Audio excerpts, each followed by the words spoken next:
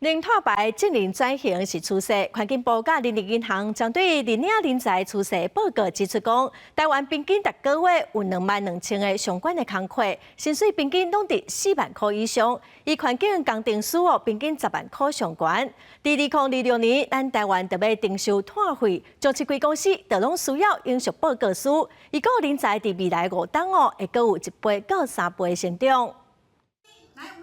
环境部长彭启明甲劳动部长洪胜汉做伙宣示，台湾要走向绿领人才的时代，为着要达成2050年净零排放的目标，真侪高碳排产业面对转型的危机，人才需求对咧改变。环境部长表示，2026年台湾开始收碳费，到时绿领人才就会正做企业需求的人才。这是绿领人才这个词对大家来讲真新嘛真清楚。开始收了碳费之后，每一家企业内部要怎么去进行等等，这个工作值就会快速的打开。可能会有一些人因为进行转型，会因为减碳，或未来更多的气候政策而受到冲击。除了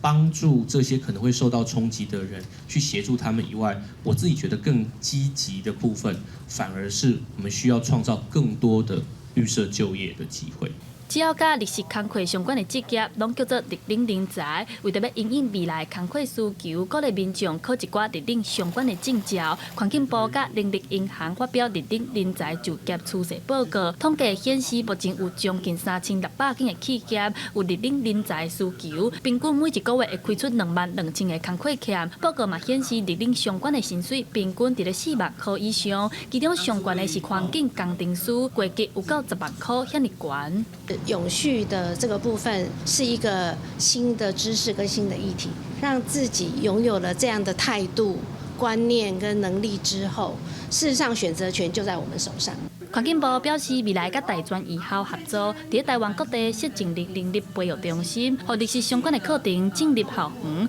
预估逐档会培养3500个绿领人才，提供学生伫咧未来有更较侪就业选择，培养人才协助企业甲国家达成2050年净零排放的目标。记者戴阿选柯敏哲台北报道。